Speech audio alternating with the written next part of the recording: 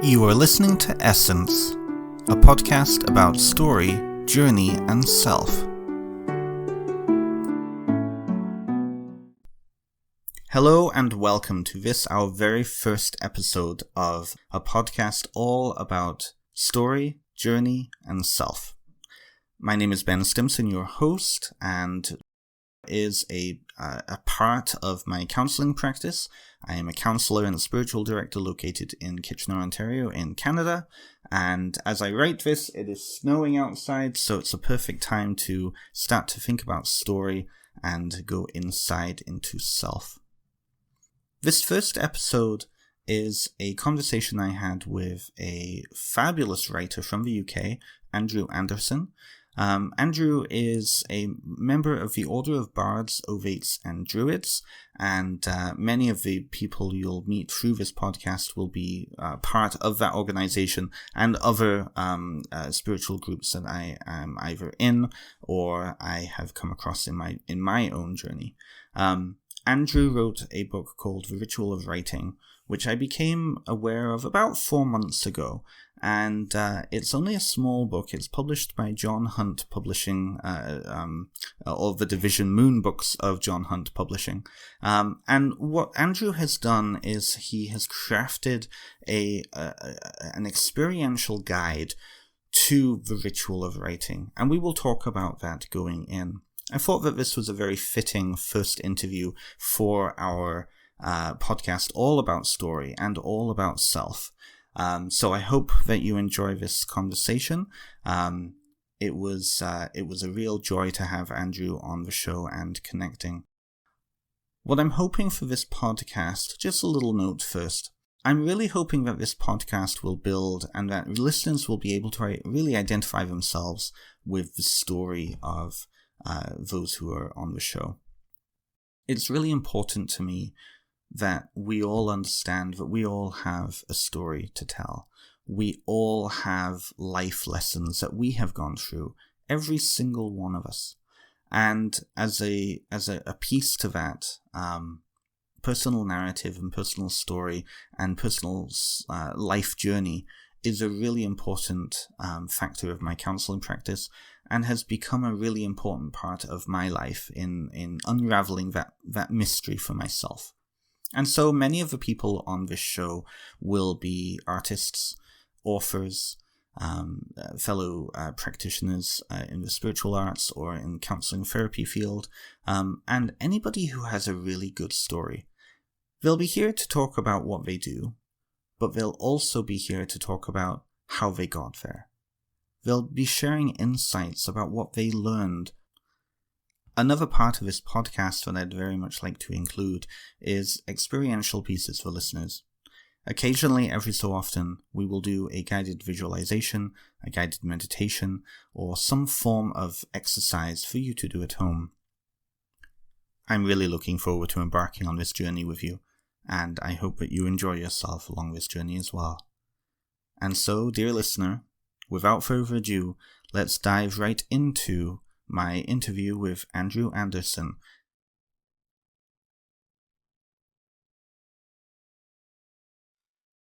Hello everybody, welcome to the show. Today I have Andrew Anderson, a UK-based writer who I have discovered about 3 or 4 months ago now and quickly ordered his book. The book is The Ritual of Writing. Writing as a spiritual practice. We'll talk more about that in a few moments. But first of all, welcome, Andrew. Thank you. Thank you very much for talking to me. Of course, definitely. Andrew lives in Stratford-Upon-Avon with his 2 cats. He is studying the Druid grade through the Order of Bards, Ovates and Druids, and currently works with the Shakespeare Birthplace Trust, which connects 5 of the properties connected with Shakespeare, the Great Bard, in Stratford-Upon-Avon. And he is the author of A Ritual of Writing, Writing is a Spiritual Practice, and Artio and Arteos, A Journey Towards the Celtic Bear Gods, both through Moon Books. So let's get right into it, Andrew. Let's talk a little bit about who you are. So first of all, who are you? And let's talk about your book. Okay, so I was born just north of London in a town called St Albans in Hertfordshire, and I went to a very Church of England school, and my family were not particularly religious, not particularly spiritual, but having that upbringing in a church. I mean, St Albans has got a massive cathedral in it, the longest nave in Britain, and we used to go there at school fairly regularly. So I kind of fell into kind of maybe not religion, but kind of spirituality that way. I liked Ari at school, but I was quickly diverted off into drama. So I went off to university to do a drama degree, master's degree in Shakespeare, and that's when I left St Albans and ended up in Stratford-Upon-Avon. I've lived here for 25 years. I kind of mucked around with spirituality. I kind of explored a number of different avenues, but none of them ever really stuck. And until I actually found Druidry. And the reason I went to Druidry is because I was a very creative person. I was in plays. I used to write a lot. And of course, as you know, Ben, the first layer of Druidic training is the Bard. And it's about getting inspiration. At the time when I joined, I was a creative writing teacher. And I was trying to inspire my students. I was finding ways of getting them to write. But I wasn't writing myself because I was spending all my time getting other people to write and setting them things to do and then marking it and all of that sort of thing. I never actually got to write myself. So joining OBOD, becoming a bard, was kind of like a little gift to myself. Let's see if I can find some inspiration, so something to kind of get me going. And obviously it did, because since I've joined OBOD, I've written 2 books, more are kind of coming out all the time. It's just become kind of a real central part of my life, really, which is not something I was expecting when I started, really. For those of my listeners who may be joining us for the first time, can you explain a little bit about the Order of Bards, Ovates and Druids? Yes, OBOD is it's a worldwide group for Druids. Mostly it tends to be for people in the UK, because obviously it's UK based, but there are seed groups, smaller groups and groves that work in different countries around the world, who connect to OBOD. But OBOD is essentially a worldwide organisation. And as I said, there's 3 grades: there's Bard, there's Ovate, there's Druid. You work through the 3, and it is essentially a nature-based religion. I mean, that's why I think most people come to it, because some may come to it because they come from a Celtic tradition, and this is a Celtic spirituality. But you tend to find that a lot of people arrive at it because they feel a very deep connection to the planet. They feel a very deep connection to animals, plants, nature. They may be worried about it, obviously deeply concerned with the climate crisis that we've got at the moment. But, for someone like me, it was realizing that actually when I walked through a wood, I felt an awful lot better than I did when I was sitting in a room at home or sitting in a car. There's a difference, and there's a spirituality to that, of just being out in nature. And those are the kinds of people that you're finding in OBOD, really. It's been going for a long time now. 1988, I believe, it kind of was rejuvenated. It was going before that, but in 1988, the chosen chief, Philip Carl Gom, took over, and he really kind of, I think him becoming the chosen chief, and obviously the environmental concerns, kind of gave OBOD a really big boost, so that it's become much, much bigger than it was. Philip's just left as chosen chief. We now have Emma Burke, who is our chosen chief, and she's just starting. And there's a real sense of change within OBOD at the moment. Mm-hmm. Yeah, there's I joined OBOD, I think 2 years ago now, and really only just stepped back into it in the past 6 months, and you can really feel that shift. Like a breath of fresh air, but you're still breathing in, right? Yeah, absolutely. Now, my experience with OBOD is that it has, I've met a ton of people who are deeply interested in their craft, whether it be the performing arts, whether it be in acting, whether it be in writing, whether it be in that bardic tradition. So I want to talk about your book in relation to that, but also in general. The Ritual of Writing, which I love. I mean, I've been leafing through it for ever since I got it a few weeks ago. Especially with your background as being really connected with Shakespeare. What inspired you to come up with this book? Lead us through that story. It came about in a very strange way, because the book that I submitted to Moon Books, first of all, was not The Ritual of Writing. What I submitted to them was a collection of 8 festival tales. Those are the festival tales that I talk about in The Ritual of Writing. So basically, because I didn't come from a Druid background, a pagan background, because I kind of vaguely came from like remotely Christian background, I realized very early on in my bardic training that one of the things I really needed was a story.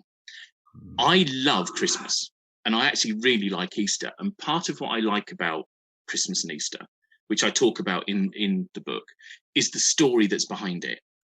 So when I kind of became a Druid or walked into the Druidry area, you have 8 festivals a year. We've got one coming up, fairly soon. There's always one within the next 6 weeks. And so you're kind of always preparing for another festival. And what I realized was that they weren't quite resonating with me. They weren't quite hitting, because I didn't have a story.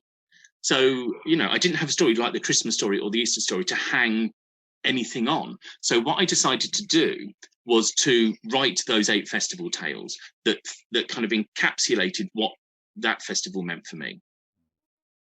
And as I got towards the end of that process, I thought, you know what? I'm going to send these somewhere. I think these are quite good, so I'm going to send them somewhere. When you're a creative writing teacher, the first thing anybody ever asks you is, what have you had published?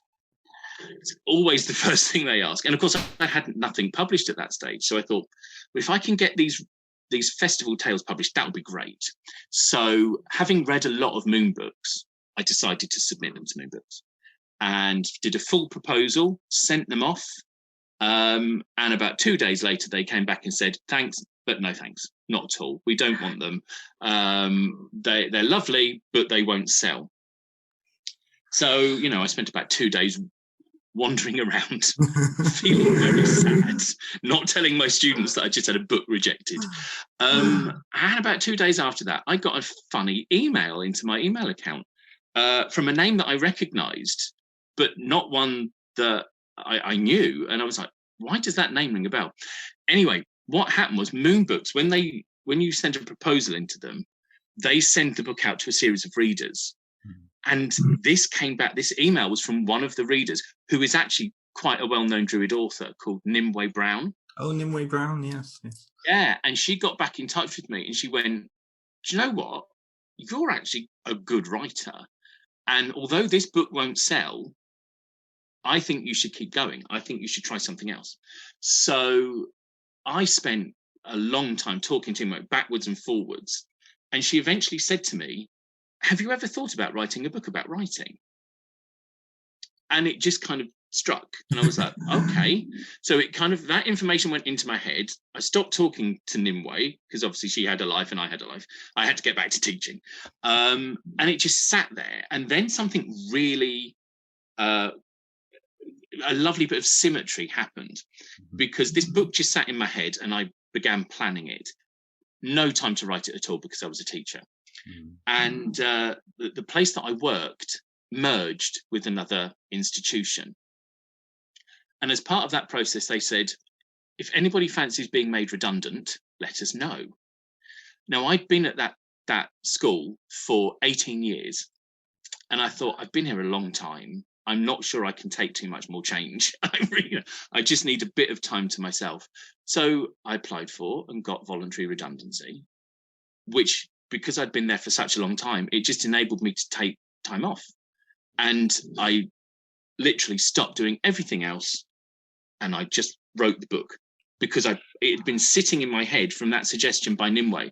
It just sat there in my head, formula, and literally I wrote the first draft of it in about a week and a half. Just done, out.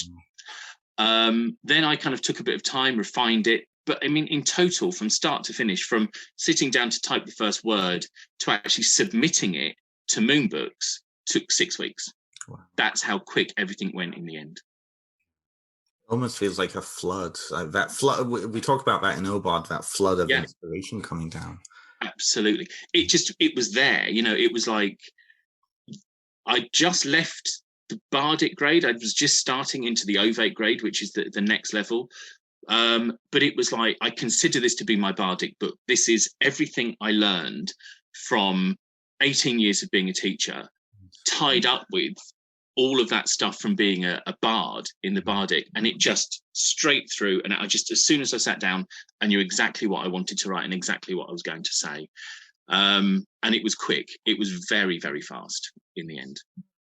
That's beautiful. It's a fast journey, but that's quite a journey, Because when I started writing it, Moonbooks hadn't accepted it. Mm-hmm. So within that process of that 6 weeks is me sending it off to them going, actually, yes, we will take this. That whole process is in that 6 weeks. It was, and I remember getting the email from them saying, we'll take it.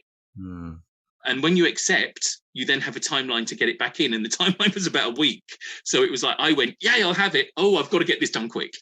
So very, very fast. But it was just done and out. And like you say, it felt very kind of inspirational, kind of within Druids, we call it Arwen, the inspiration flowing through you. And it was very, very much part of that process. Mm.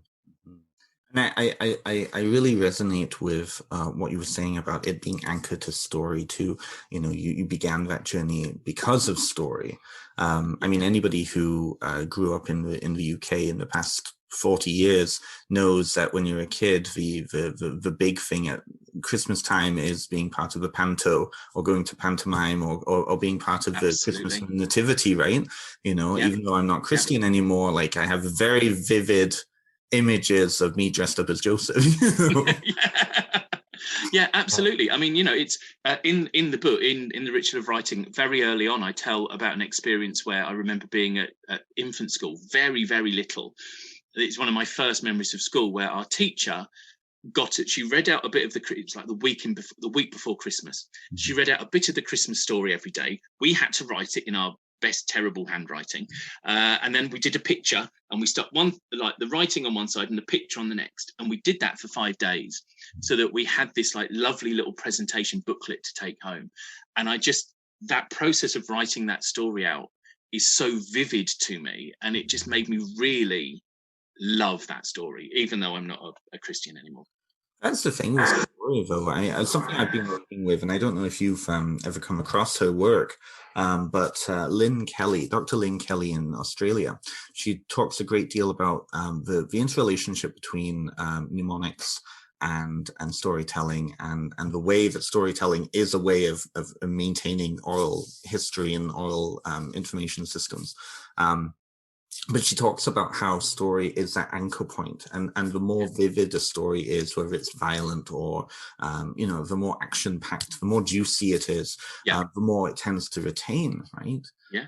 Mm-hmm. And that became something that I really had to focus on while I was writing those festival tales. How do you boil the spring equinox down into a story? How do you tell a story that encapsulates what the summer solstice is about? Mm-hmm. Because otherwise it's just a very long day, frankly. What's special about it other than that? So it's about finding what is it about this time of year that is so special, and trying to condense that down into something. In terms of the Ritual of Writing, and what I'm advocating in this book, it's about boiling that down for me. It actually doesn't matter what it is for anybody else, and that's what this book is about. It's about writing for yourself, making resonance with yourself, so that you, through that story that you've written, you understand something better. The only reason I sent mine off to a publisher is because it kind of was a step in my kind of bardic journey. But in the book, I don't recommend people do that at all. Yes, they can share them. Yes, they might choose to read them to people. I kind of encourage them to read them aloud. But it doesn't matter what anybody else thinks of your story. It doesn't matter if a teacher comes along and goes, that's badly structured and your spelling's terrible. That's not the point of it. It is about finding a story that you connect to and that you can retell to yourself every year that makes you understand the world a little bit better. Exactly. And you bring that up multiple times in the book. There is a section, I know, where you talk about how to present your story or bringing it to an audience, but that's really a very small part of it. The majority of the book you talk a great deal more about. So then take us through. That was a very definite choice, because this is writing as a spiritual practice, not writing for publication. This is a spiritual journey through your writing. Right. So if you don't mind me asking, would you take us through the book and just like give our listeners some idea of what they can expect, without spoilers, of course. Of course. So I'm a big part of my practice is what we call in Druidry the wheel of the year. So the seasonal cycles, spring into summer, summer into autumn, autumn into winter, and back round again. That for me, like I said, connection with nature, very important, but that wheel of the year is something that I was always marking anyway. I'm very big fan of Christmas, very big fan of Halloween. I've got boxes of decorations. So, I wanted to kind of spread that around the rest of the year. So the first kind of 7 or 8 chapters of the Ritual of Writing actually get you to step through how to write a festival tale. And that is a big part of the work. So the introduction is about reflection on why writing is important to you. Then these first 7 or 8 chapters step you through the process of writing a story. Mm-hmm. And it's about finding a tale you can retell, about digging into old mythology, as well as considerations such as where you start, characterization, that kind of thing. They're all in there as well. It's got technical skill as well as spiritual elements. Then after that, I kind of go off slightly. So there's another section about writing being in tune with the wheel of the year. So not necessarily writing about the wheel of the year, so not writing what the summer solstice is like, but thinking about what you do in the summer in terms of your writing. So in the winter, in the book, I say, I don't really write at all in the winter. It's about input for me. Obviously, in kind of pagan druid circles, winter is about sleep. It's about resting and relaxing in the darkness. So I kind of see that as my input time. So I read loads and loads and loads. Spring is when that starts to come out. So in spring, I'm writing lots of little bits. They're kind of nothing joined up. Very often not joined up. It's like a notebook full of little ideas. So once I've kind of taken people through writing that festival tale, then it's about how to use the wheel of the year in other ways. Then I dive off into the rest of it. So I dive off into poetry. Very big fan of poetry. I write a lot of that. Non-fiction as well. And I kind of broaden it out slightly. And then the last chapter is about very deliberately what you need to write, in the sense of when I was a creative writing teacher, all my students always used it, the fact that they were doing creative writing, as a way of getting a brand new computer off of their parents. I'm doing writing, I need a Mac, and I do it as well, but mine is slightly cheaper. I like a notebook, so I'm forever walking, I'll have that notebook, I need that notebook. But it's about really asking you, what is it exactly that you need to write? Do you need a flashy computer? Do you need a special pen? Do you need a special notebook? Or can you do it without them? Because as it's a spiritual practice, it doesn't necessarily need acquisitions to be able to do it. So it's kind of layered. It's kind of got quite a lot in there, hopefully. You raise a really important point. I think that social media, obviously, I have to be on social media, and so many of us have to be on social media for our regular lives now. But there's that element of being seen. And when you said about buying the Mac, like I remember when I was in college, 15 years ago now, the cliche was, the hipster in the coffee shop with the Mac. And it was very much this is how I'm presenting myself to the world. And so what go on. Sorry, no, I was just to follow on Instagram. There's a hashtag writer's life, and it's like, oh, I'm sitting in a coffee shop and here's my iPad and here's my pen and my lovely cup of coffee. And it's like, That's not a writer's life, actually. If you're really honest, that's a bit of a pose as a writer's life. A writer is probably standing doing another job that isn't writing, desperately scribbling down notes on a scrap of paper with a pen when no one's looking, because they've just had an idea and they've got to get it down.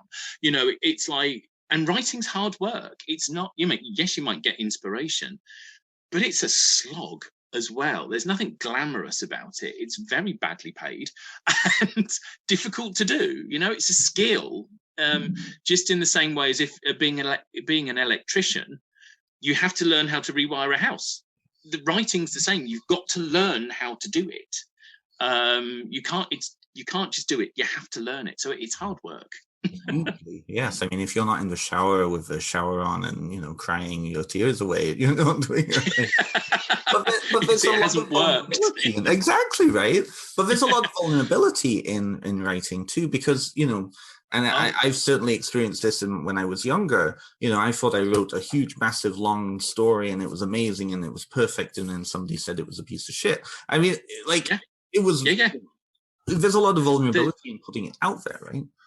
This, and I'll maybe talk to you a little bit more about this later on. Mm-hmm.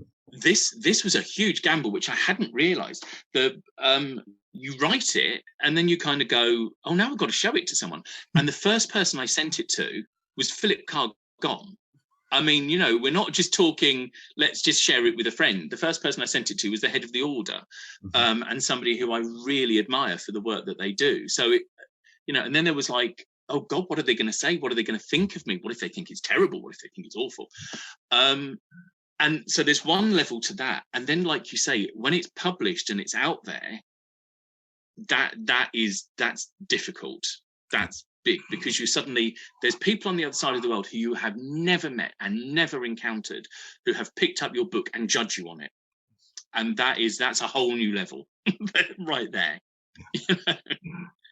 Yeah. Oh, well, and that's the thing. And people, especially like talking about social media, with that computer screen in between, people don't hold. Yeah.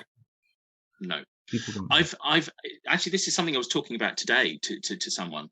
I've been very lucky. This book has been very well received. Mm-hmm. I think there's 1 2-star review somewhere on like a random. I found that 2-star review, and that on another media platform, somebody's posted a picture of it and said it's quite short and not what I thought it was. And just that is wounding. That's like really hard to deal with, because I was going to write to them immediately and go, oh my God, I'm really sorry, it's not what you thought it was going to be. I'm really sorry. Like I'd missold it to them somehow. There is you really do put yourself out there for people to kind of have a go at, and it's a bit of a gamble. The ritual of writing I've been very lucky with. The next book that's coming out, the Artio and Artuis one, is an entirely new leap. I mean, there's been nightmares about this one, frankly. It's a big jump. Do you mind if I ask you then, what are some of the nightmares around that for you? I like writing. And I hope people enjoy my books. But if they don't, I might never be able to do it again. Do you know what I mean? Yes. Who's going to buy a book from someone who they think is a terrible writer, or they think has done a terrible job? And so, the nightmare is that, just your name is mud. Your name is dirt. You get, it's. I'm getting, you can tell I'm getting quite agitated about this now. But there is a real fear. This is my reputation. This is me. In terms of counselling and psychotherapy, this is my face. Yes. That could be destroyed. I have a face to the world, which is I'm a vaguely competent druid who can write a bit. That can be destroyed, and that feels like a dangerous thing to put out there. Very, very, yeah. And that really is part of the process too, of building yourself up and putting yourself out there. This book is about inner work, is about personal work, but in many ways, even discussing insights that are coming out of it is a very vulnerable place as well. And this is the thing I find: a lot of people in general, they don't know how to listen, but they also don't know how to read. Yes. Ivan. Yes. When I used to be a creative writing teacher, I'd quite often encounter people, students, and our first conversation, because I'm a big one for reading. In my second year of the creative writing course that I used to teach, they had a book a week, and it freaked the kids out because they're like, how am I meant to read all of this? I'm like, get going.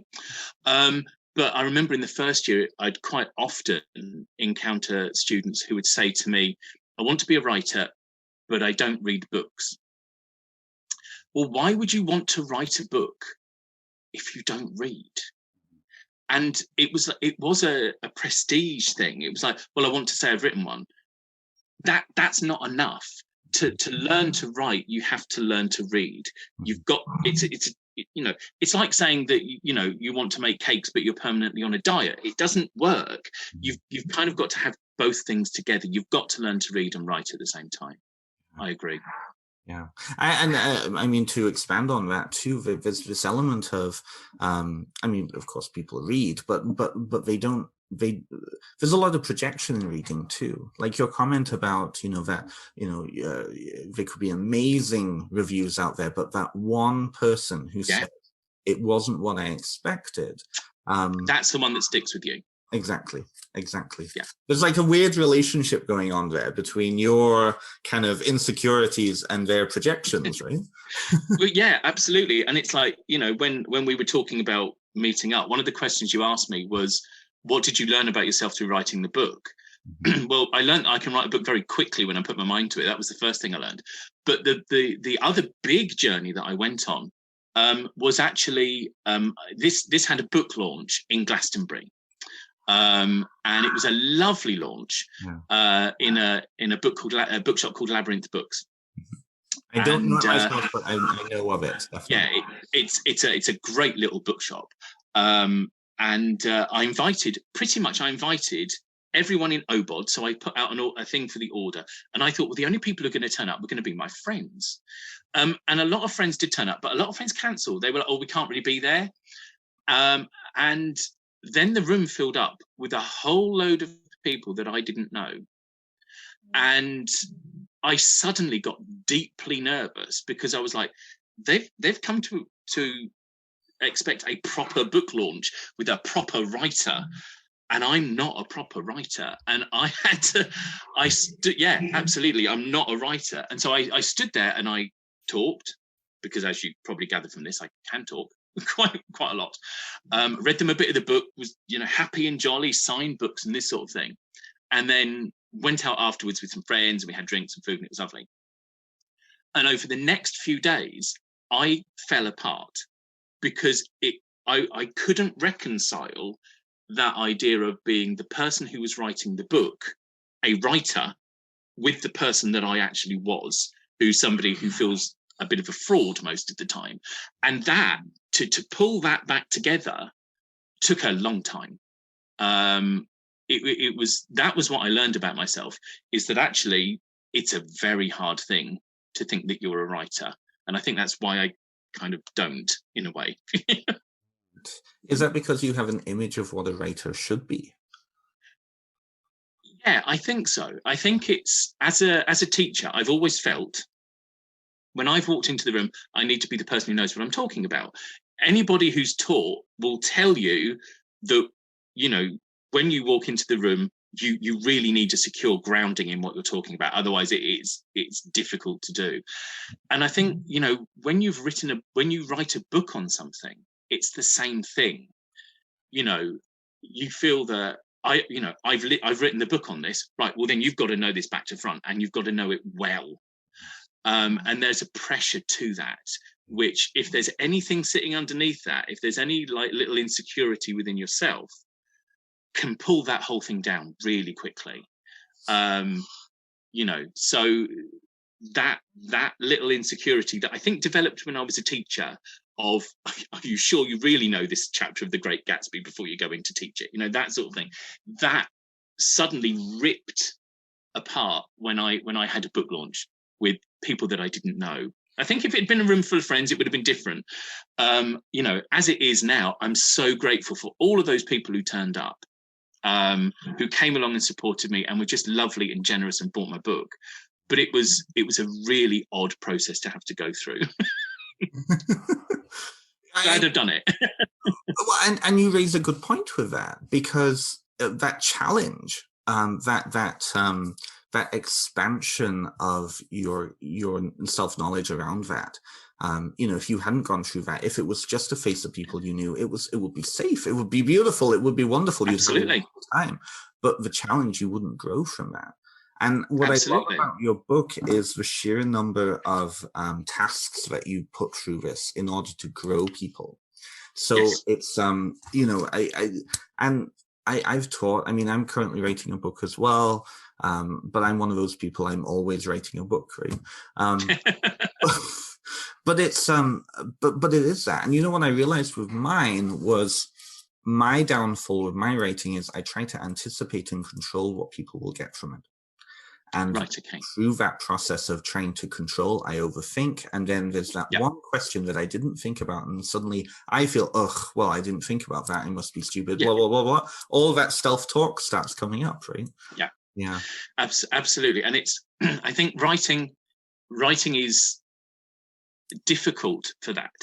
And it's something that I kind of touch upon in the book a little bit.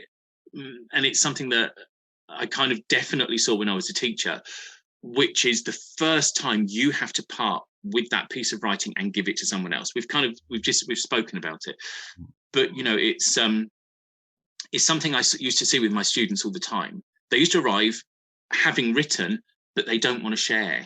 And the first time you get a piece of writing from someone, they're literally shaking, giving it to you. There's a great deal of responsibility there. And I think as a teacher, that you just become aware of that. You become aware that everybody hates handing work over. And hopefully that comes through in the book, because the book isn't meant to, although there is a teaching element in it, it's meant to be more like, I'm with you, I'm suggesting things to you, rather than I'm lecturing you. Because actually, every path with writing is different. Every path is unique. Some bits will work for you, some bits won't. Just because you can't write poetry doesn't mean you're a bad writer, and you need to stop beating yourself up for that. And as a teacher, I don't know everything. I can't possibly know everything. I've had students who have done something that I've told them not to do, and it's been beautiful and amazing and wonderful. And I kind of wanted that feel with this book, for it to be like somebody guiding you, but somebody who feels very open to what you want to explore in your writing. Right. That's beautiful. And it jumps to the next question I was going to ask you, actually. What do you hope for people to get out of this? What part are you particularly proud of, and what do you hope that readers will get out of it? In terms of what part I'm proud of, I'm still amazed when people like it. I'm still amazed when people come back to me and go, thank you for writing, that has had an effect on me in whatever way it is. That just means the world, because it means that all of that experience and all of that stuff that came out meant something. And, if I can get one person enjoying writing, that's it.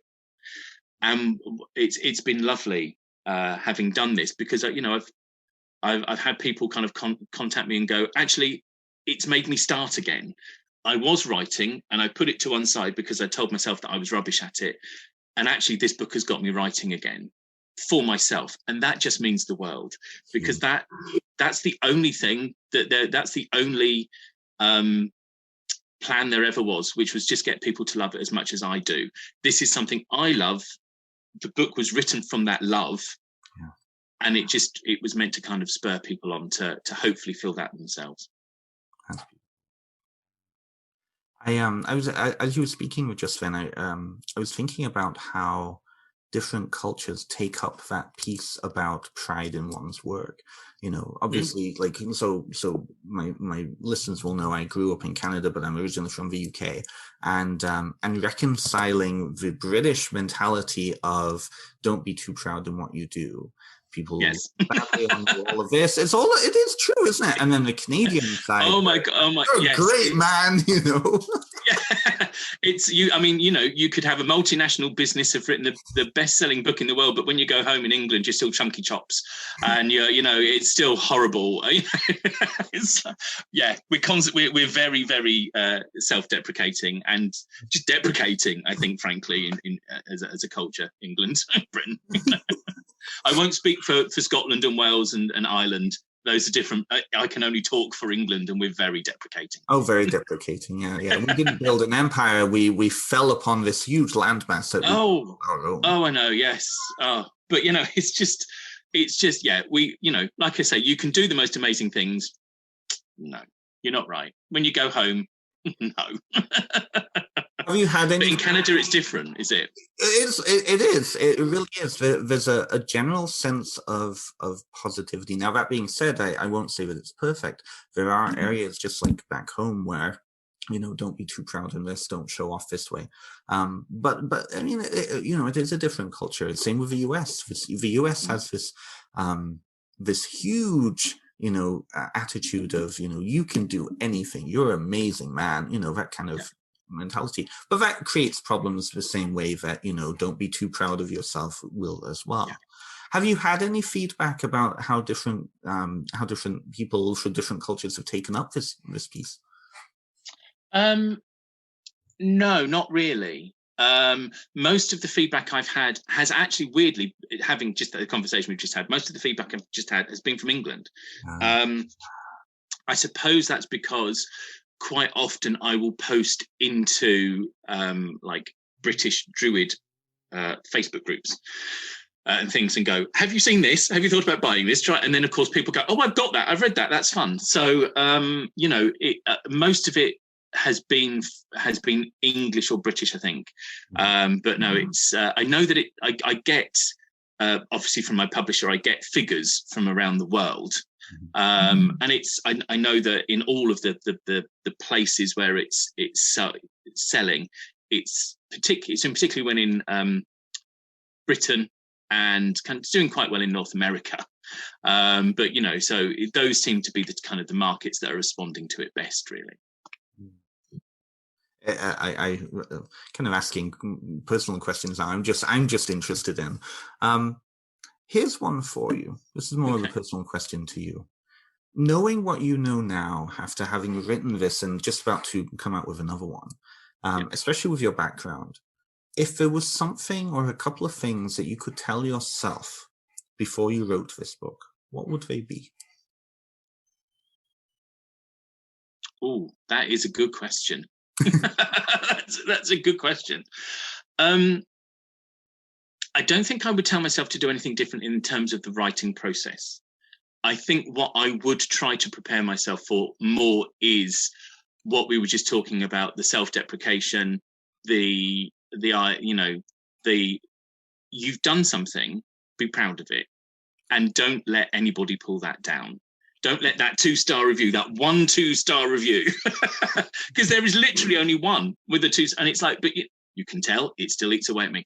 That's the sort of stuff I would guide myself with, really. In terms of the actual writing, and I think this is what I'd say to anyone, really, is just trust yourself, because you know where you're going with something. You know what you want it to be. Get it there. Just trust yourself to get it there. I mean, the ritual of writing was kind of what I wanted it to be. It was, as I wrote it, it was friendlier, and I really liked that. And I kind of developed that as I went through. The Artio and Artemis, the subtitle of Artio and Artemis is A Journey Towards the Celtic Bear Gods, because that is about this. It's very different. With Ritual of Writing, I was coming at something that I knew. With Artio and Artemis, I literally came from being an absolute novice of this is something I know nothing about and learning. So the book is different in that it's me learning as I go along.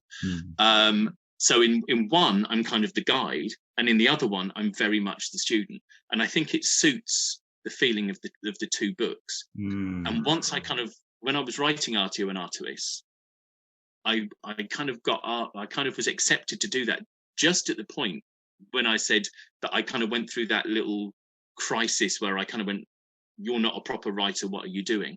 So actually being able to write out through being a student again was a really useful thing for me. So as a writer, I would tell myself to trust myself, I think. And that's, I mean, perfect advice for any aspect of life, really, isn't it? Yeah, absolutely. Yeah. Trust yourself, go with your gut. Oh, that's beautiful. That's beautiful. Something came to me. I was going to just speak to that. When you just spoke about that criticism, that piece of don't take other people's criticism to heart and all of that. So in the counseling field, in the psychotherapy world, there can be a tendency for even that internal critic to come up. And because this book is a personal spiritual journey, I think that advice can be really powerful for people, even just doing this for their own personal journey. That inner critic, the voice of mum who comes up and says, well, you can't do that, you're not going to be good, blah, blah, blah, blah, blah. Absolutely. But don't forget when I said about that there has been a bit of criticism, and obviously I do kind of accept that. Yes. But the thing that really got to me was the inner criticism. It was what I was telling myself about what I expected of myself and who I expected myself to be. That was the thing that really bit, rather than the external criticism, you have to deal with because you're putting stuff out there. But it's the inner critic which is particularly vicious, I think. Do you think that's part of the journey, though? Oh, absolutely, yeah. Because it's about shining a light on that. It's a spiritual journey. Yes. You have to, like I say, shine a light down there and find out what's down there. And in terms of druidry, the bardic grade is about light. It's about inspiration. Our guide is Taliesin of the radiant brow. It's about having fire in your head and light and inspiration in Arwen. But you get to that darkness as part of this training. You will have to peer into that darkness and see what you find there. And it's a really healing process. Hard, difficult, very difficult, as always. But when we see the yin and the yang, where there is light, there has to be dark. Yeah. And this is my book of light, if you like. That doesn't mean Artio and Artemis are dark, but it came from a very different place. One's a teacher, one's a student, two sides of the whole. And the spiritual journey into that darkness inside, it is just as important as celebrating the light. Right. And that's something that anybody can come to. I know the book is trained around the cycle of the year from almost like a pagan perspective, but I mean the structure of this book is very applicable to anybody's journey. Yes, I mean it's there are one of the things I suggest you do at one point is actually when you're writing festival tales, when you're writing a tale about a seasonal festival, yes, you can share it with people who believe the same things as you. But if you've got friends who have different beliefs, so for example, maybe who are Christian or Hindu or Buddhist or Muslim, ask them what are their stories at this time of year. Listen to them. What light can they shine on you? These spiritual traditions all come from from a root that we all find within ourselves, but they have different expressions. Hearing those different expressions are just as strong. You may find something in there that resonates with you more strongly. Hugely. And then, but it is this, and this is why I'm not doting here, but I do want to dote for a bit. Although it is such a small book, there's a huge amount in it, and these tell you everything. One thing I'm actually working on with a couple of fellas is, or colleagues, I should say, is a personal writing retreat, and one aspect that really struck me with this was how even if somebody were to apply their biography to this process, it works perfectly as well. It's you can come at it because although there is a lot of the techniques I use to guide you through a festival tale, you don't have to tell a festival tale. You can do it with anything. My favorite my favourite chapter, my personal favourite chapter, is the one that's called Taking Your Story for a Walk, because it's about getting out of the house, getting away from the computer, getting away from the sheet of paper and going outside. And so many of us, if we like the example you gave of a biography, we have memories that are connected to things that are going on outside. Yes. To the weather, what the weather was like, what time of year it was. I mean, I have this memory of walking down a road to school and the sky being almost purple. It was autumn. It was the late 70s, so everything smelled horrible and smoky because, we didn't have environmental laws at the time. But that environmental, I don't even remember what I was going to do, but I remember walking down that road and the sky being purple and the smell of it. That's the stuff that you need to capture, because that's the stuff that brings it to life. That's why take your biography and your stories and everything for a walk, get them out, because you can apply these rules, these tasks, these suggestions to any sort of writing, really. Beautiful. It's beautiful. So Andrew, thank you so much for being on the show. Thank you very much for letting me ramble on. No, we're not rambling. This has been wonderful. I really appreciated it. Thank you so much. How can people get in touch with you? How can people learn more about your books? Where can people go?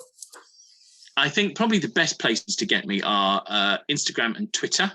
There is, but on both of those, Instagram and Twitter, I'm AJ Anderson 72.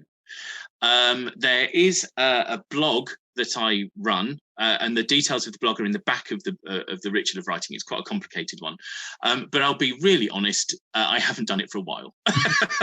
It's a Wheel of the Year one, and the idea of it was that people would send me their stories, and I would post their stories on my blog after I've told my own. But really, because I went off to write Artio and Artuis and lots of other things, I haven't looked at that for a while. So it's probably best through Instagram and Twitter, I would suggest. Perfect. I will put all of those details into the show notes of the podcast episode here. And I do highly recommend getting in touch with Andrew and definitely picking up the Ritual of Writing. I will post a link to more information about that. And I definitely will be referencing this in my own work coming into the future. So Andrew, thank you. Thank you. I really appreciate it. Thank you so much.